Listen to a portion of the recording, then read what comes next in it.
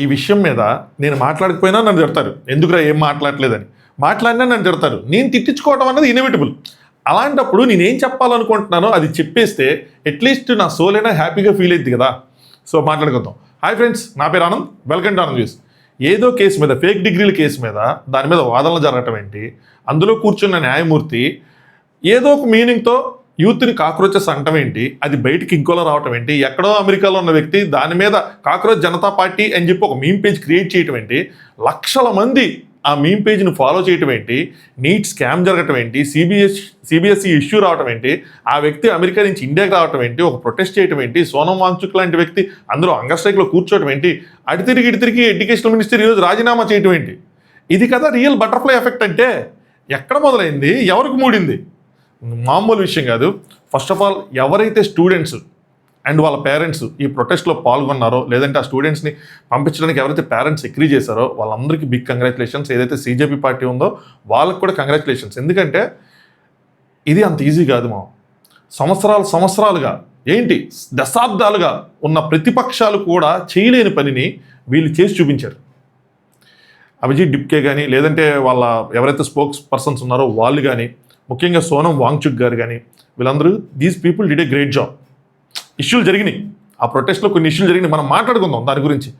But వీళ్ళు ఏదైతే pull చేశారో ఇది మాత్రం ఎక్స్ట్రాడినరీ. ఎందుకంటే ఇప్పటివరకు ఉన్న ప్రతిపక్షాలు ఎవరు చేయలేని పని వీళ్ళు చేసి చూపించారు. ధర్మేంద్ర ప్రధాన్ గారు రాజీనామా చేయటం, సిస్టంలో ఒక తప్పు జరిగినప్పుడు దానికి ఖచ్చితంగా అకౌంటబిలిటీ అన్నది ఉండాలి. మనలో చాలామంది కోరుకున్న విషయం ఇది. మనం కూడా మల్టిపుల్ వీడియోస్ దీని మీద చేసినప్పుడు నేను కూడా చెప్పిన విషయం ఏంటంటే ఖచ్చితంగా అకౌంటబిలిటీ అన్నది ఉండాలి. దానివల్ల ఏమొచ్చిద్దిరా అంటే తర్వాత వచ్చే వ్యక్తులు కానీ, లేదంటే ఆ సిస్టంలో ఆ వ్యక్తి కింద ఉన్న వ్యక్తులు కానీ తప్పు చేయాలంటే భయపడాలి. తప్పులు జరగకుండా చూసుకునేలాగా బాధ్యత పెరిగిద్ది. అందుకే ఇది ఇంపార్టెంట్. ఇది యాక్చువల్గా ఎవరు, టు బి హానెస్ట్గా చెప్తున్నా, ఎవరు ఏ ప్రొటెస్ట్ చేయకుండా ఏమి జరగకుండా జరగాల్సిన విషయం ఇది నేనేం చెప్పాలంటే. ఎందుకంటే మల్టిపుల్ టైమ్స్, ఒకసారి జరిగింది కాదు, ఇది మల్టిపుల్ టైమ్స్ జరిగింది. మల్టిపుల్ టైమ్స్ జరిగినప్పుడు ఆ వ్యక్తి ఎవరైతే ఉన్నారో, ఆ లీడర్ ఎవరైతే ఉన్నారో ఆయనకైనా బాధ్యత తీసుకొని రిజైన్ చేయాల్సిన విషయం. అట్లీస్ట్ పార్టీ వాళ్ళు అయినా పరుగు పోద్ది అనుకున్నప్పుడు వన్ వే ఆర్ అదర్ మార్చాల్సిన విషయం. ఇప్పుడు నేను చిన్న ఎగ్జాంపుల్ చెప్తాను చూడండి. క్రికెట్లో ఎవరైనా ఫీల్డర్ క్యాచ్ వదిలేసినప్పుడు మీరు గమనిస్తే ఇమీడియట్గా ఫీల్డర్ పొజిషన్ మారుస్తారు. చాలా బేసిక్ ఎగ్జాంపుల్ నేను చెప్పింది కానీ, బట్ ఇలాంటి నిర్ణయాలు ఆ పార్టీ లీడర్స్ తీసుకోవాలి. డైరెక్ట్గా తప్పు చేశారు కాబట్టి తీసేస్తున్నాం అని చెప్పకపోయినా అట్లీస్ట్ ఏదో మంత్రివర్గం మారుస్తున్నామనో, మార్పులు చేర్పులను ఏదో ఒకటి చెప్పి అది చేయాలి. చేస్తేనే మీరు ప్రజలకి ఒక అకౌంటబిలిటీ చూపించుకుంటున్నట్టు.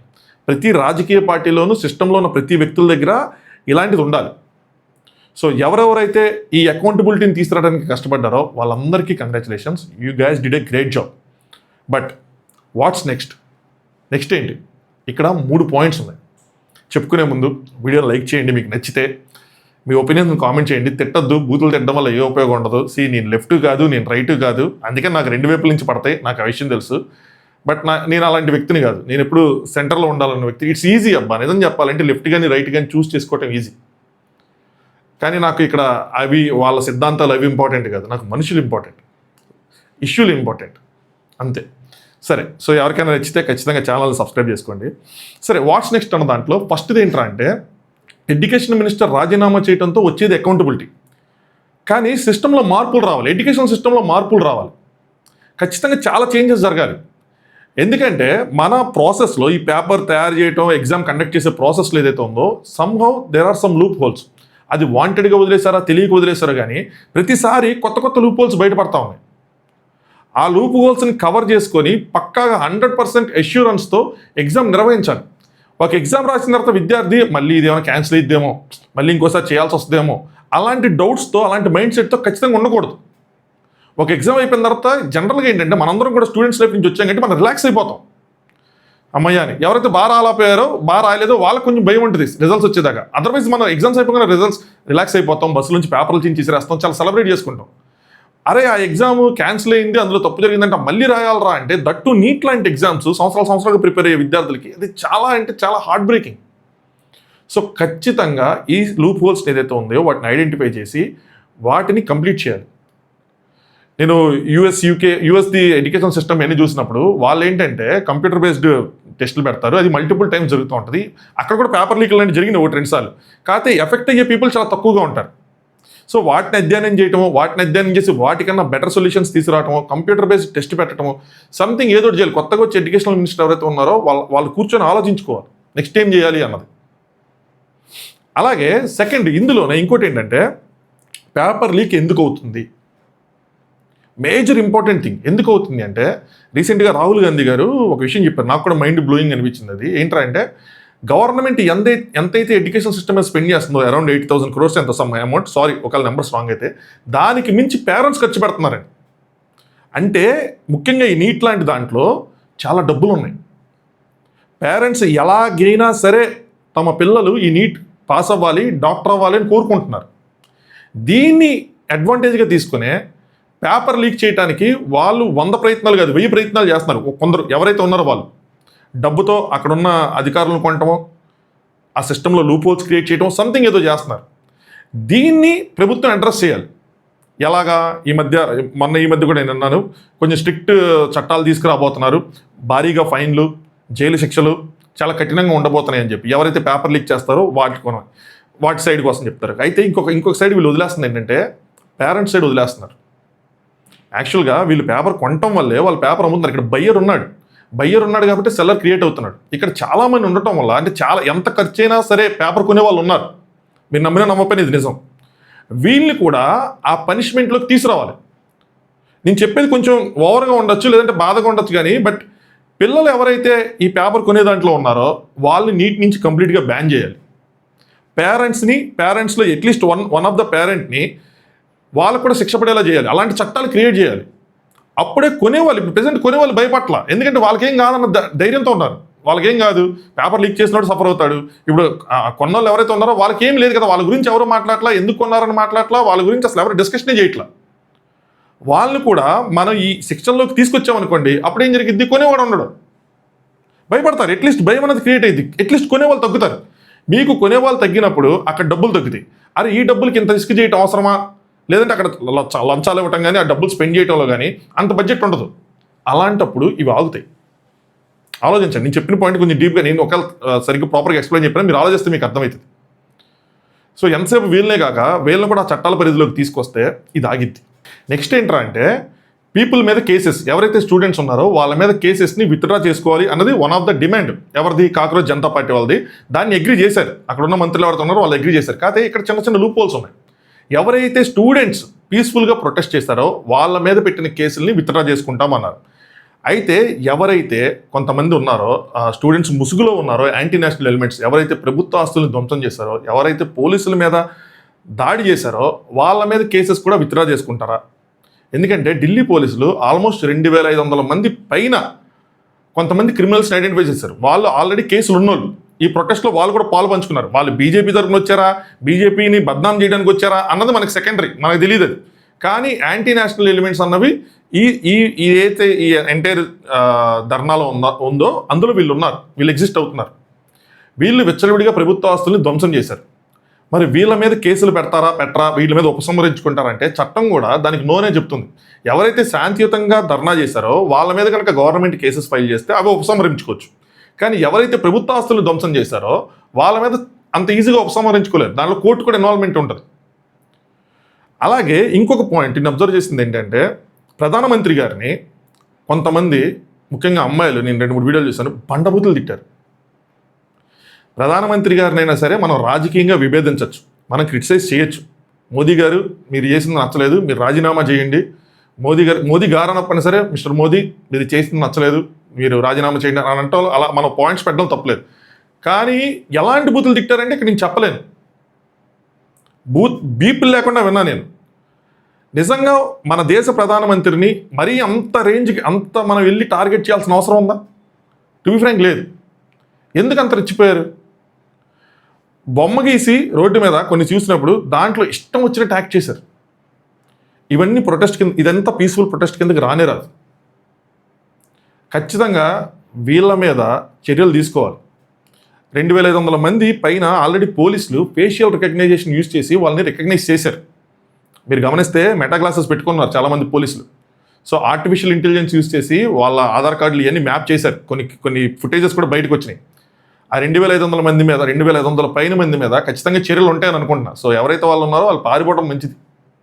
పారిపోండి, మ్యాటర్ ఎక్కడితో అయిపోలా. ఇప్పుడే అసలైన బ్యాటింగ్ స్టార్ట్ అవుతుంది నాకు తెలిసి. బట్ పీస్ఫుల్గా ఎవరైతే విద్యార్థులు ప్రొటెస్ట్ చేశారో వాళ్ళ మీద ఏదైనా కనుక కేసులు ఫైల్ అయితే ఖచ్చితంగా వాళ్ళ ఆ కేసెస్ నుంచి రిలీవ్ చేయాలి. ఎందుకంటే విద్యార్థులు కదా, అలాగే వాళ్ళు పీస్ఫుల్గా చేశారు. ఒకవేళ వాళ్ళు పీస్ఫుల్గా చేసే క్రమంలో పోలీసులు వాళ్ళు కొడుతున్నప్పుడు వాళ్ళు అడ్డుకొని పోలీసుల మీద తిరగబడిన కేసులు కూడా విత్డ్రా చేసుకోవచ్చు. అందులో తప్పులేదు. ఎందుకంటే యాక్షన్ అనేది వాళ్ళ సైడ్ నుంచి లేదు. ఈ పాయింట్తో పాటు ఇంకో పాయింట్ కూడా చెప్తా. ఎవరైతే పోలీసులు కొంతమంది ఓవర్ యాక్షన్ చేశారో, అంటే ఈ వీడియోలు కూడా నేను చూశాను, ప్రొటెస్ట్ చేస్తున్న ముఖ్యంగా అమ్మాయిల మీద వాళ్ళ ప్రైవేట్ పార్ట్స్ టచ్ చేయడం లాంటివి, లేదంటే లాఠీతో వెనక నుంచి తంట లాంటివి చూశాను. ఈవెన్ CJP పార్టీ వాళ్ళు కూడా అలాంటి పోలీసులను ఐడెంటిఫై చేస్తున్నారు ఫుటేజ్తో. అలాంటి పోలీసుల మీద కూడా చర్యలు తీసుకోవాలి. యాక్షన్ చేయండి అంటే ఓవర్ యాక్షన్ చేసిన ఎవరి మీదైనా సరే ఖచ్చితంగా చర్యలు తీసుకోవాల్సిందే. వాళ్ళు పోలీసులైనా సరే, లేదంటే విద్యార్థుల ముసుగులో ఉన్న యాంటీ నేషనల్ ఎలిమెంట్స్ అయినా సరే, ఎవరైనా సరే ఖచ్చితంగా వాళ్ళ మీద చర్యలు ఉండాలి. ఈ వాట్స్ నెక్స్ట్లో ఇవన్నీ వస్తాయి. అయితే ఇంకొక పాయింట్ ఉంది. ఏంట్రా అంటే CJP ఏం చేయబోతుంది నెక్స్ట్, అపార్ట్ ఫ్రమ్ దిస్ ఈ ఎడ్యుకేషనల్ సిస్టమ్. ఇంకా 4 రోజుల్లో మళ్ళీ మీటింగ్స్ ఉన్నాయి. నెక్స్ట్ ఏం చేయాలన్న దాని మీద వీళ్ళతో చర్చిస్తారు, అవన్నీ చేస్తారు. అది కాకుండా వీళ్ళు కొన్ని ట్వీట్లు కానీ కొన్ని మాటలు కానీ చెప్పారనమాట. ఏంటంటే నెక్స్ట్ ఏం చేయబోతున్నారు ఏంటి అంటే, నెక్స్ట్ నితిన్ గడ్కరీ గారిని టార్గెట్ చేయబోతున్నారేమో అనిపిస్తుంది. నితిన్ గడ్కరీ గారిని, అమిత్ షా గారిని, నెక్స్ట్ మోదీ గారిని వాళ్ళ ఫోటోలు పెట్టేది చేస్తున్నారు. అంటే E20 పెట్రోల్ ఏదైతే ఉందో దాని మీద వీళ్ళు ఫైట్ చేయబోతున్నారు అనిపిస్తుంది.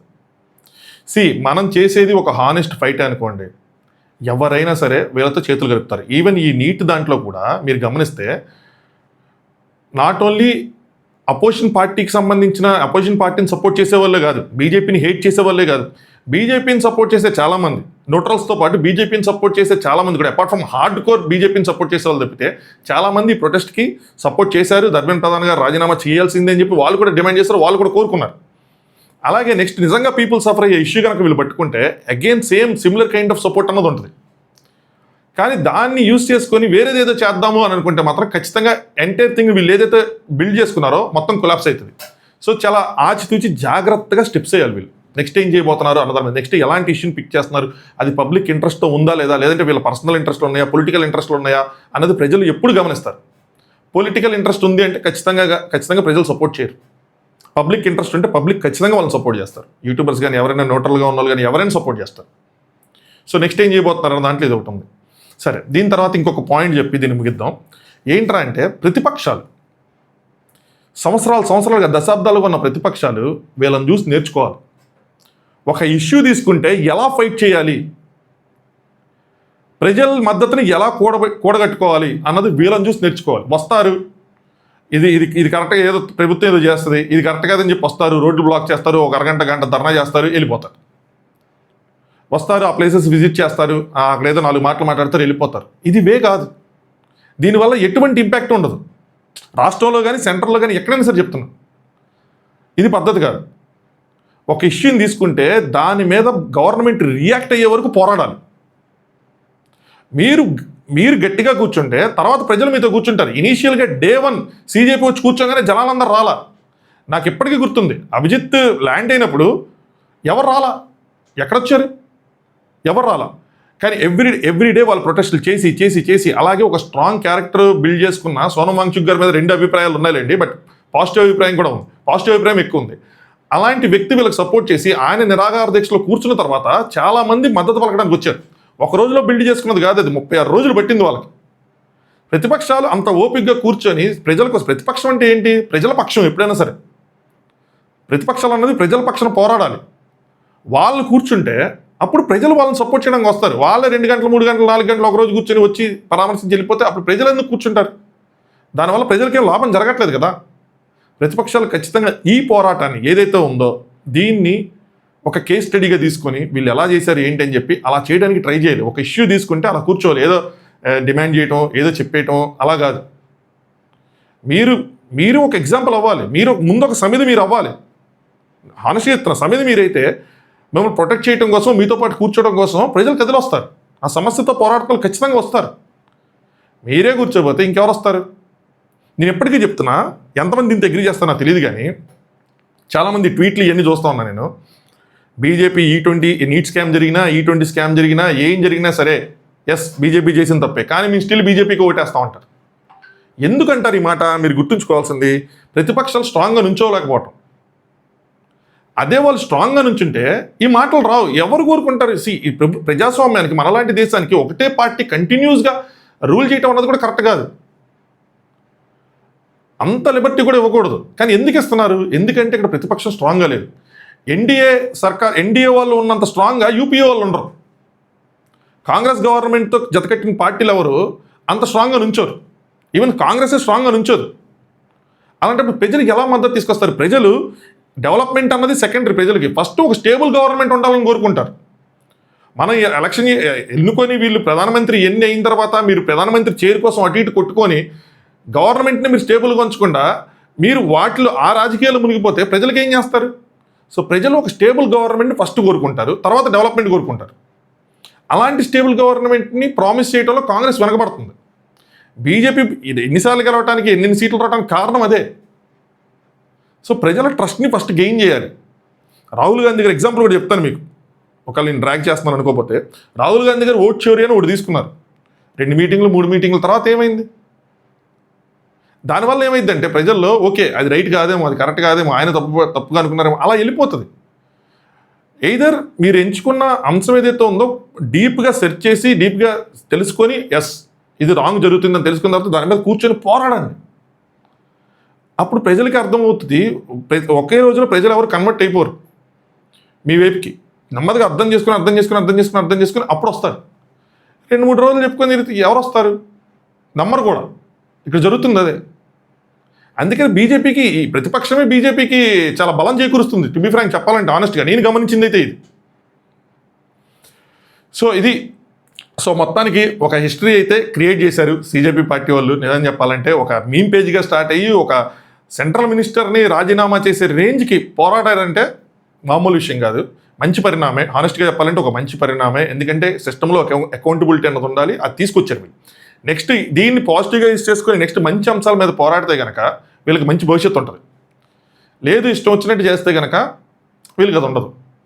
అలాగే ఇంకొక మాట కూడా చెప్తాను, వీళ్ళు కొన్ని విషయాలు ఇంకా యంగ్ పీపుల్ కాబట్టి మనం అంత ఇంకా క్రిటిసైజ్ చేయడానికి లేదు. కానీ ఇప్పుడు ధర్మేంద్ర ప్రధాన్ గారు రాజీనామా చేసిన తర్వాత కూడా అక్కడ పోలీసుల మీద రాళ్ళు ఇసిరారు. ఇది నేను చెప్తున్నది కాదు, ఈ పార్టీకి సీజేపీకి సపోర్ట్ చేసిన న్యూస్ మీడియా ఎవరైతే ఉన్నారో వాళ్ళు వేసినవే. నేను కావాలంటే మీకు ఇన్స్టాగ్రామ్ కూడా షేర్ చేస్తాను. వాళ్ళు వేసిన న్యూసే. సో వాళ్ళు చెప్పిందే, వీళ్ళు ఖచ్చితంగా సీజేపీ ప్రొటెస్ట్లో వాళ్ళు కాదు, వీళ్ళు యాంటీ నేషనలిస్టులు అయ్యి అని చెప్తున్నారు. వాళ్ళు బీజేపీకి చెడ్డ పేరు తీసుకొద్దామని చేసినా, సీజేపీకి చెడ్డ పేరు తీసుకొద్దామని చూసినా ఇలాంటి వాళ్ళని ఖచ్చితంగా శిక్షించాలి. కానీ వీళ్ళు కనుక మామూలు అయితే కనుక ఈ లీడర్స్ వాళ్ళని ముందుండి నడిపించాలి. ప్రొటెస్ట్లో మన లాఠీచార్జ్ జరగడానికి అక్కడ క్రౌడ్ లీడర్స్గా అయిపోయింది. వాళ్ళకి అసలు ఎటు వెళ్ళాలి ఏంటి ఎవరు గైడ్ చేసే వాళ్ళు కూడా లేరు. ఇలాంటి నెక్స్ట్ టైం వీళ్ళు ప్రొటెస్ట్లు కనుక ఏమైనా చేస్తున్నప్పుడు ఇలాంటి మిస్టేక్స్ జరగకుండా చూసుకోవాలి. థ్యాంక్ఫుల్లీ ఇప్పుడు వరకు ఏ ప్రాణము పోలేదు కాబట్టి ఓకే. అదర్వైజ్ చాలామంది త్రుట్లో తప్పిపోయినాయి. చాలా కేర్ఫుల్గా ఉండాలి, కేర్ఫుల్గా ప్రొటెస్ట్ అనేది ప్లాన్ చేసుకోవాలి. సో ఐ హోప్ ఏదైతే జరిగిందో ఒక మంచి పరిణామం అనుకున్నాం. ఫ్యూచర్లో దీనివల్ల మంచి జరిగిద్దని కోరుకుందాం. తెలియదు మనకి ఏం జరిగిద్ది, వీళ్ళు ఏం చేస్తారు ఏంటి అన్నది కోరుకుందాం. Let's see. సో ఇవి ఈ ఇష్యూ మీద నా వ్యూస్. నచ్చితే కనుక ఖచ్చితంగా లైక్ చేయండి, మీ ఒపీనియన్స్ని కామెంట్ చేయండి. బూతులు తిట్టకండి, అవసరం లేదు.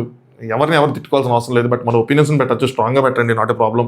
దాన్ని కరెక్ట్ చేయండి, నా ఒపీనియన్స్ని కరెక్ట్ చేయొచ్చు. ఎందుకంటే నా opinions these are just opinions అంతే, ఇవి నాట్ ఫ్యాక్ట్స్. సో ఖచ్చితంగా కరెక్ట్ చేయొచ్చు. అలాగే నచ్చితే కనుక లేదు ఎంకరేజ్ చేద్దాం అనుకుంటే కనుక ఛానల్ని సబ్స్క్రైబ్ చేసుకోండి. Thanks for watching. Anand news.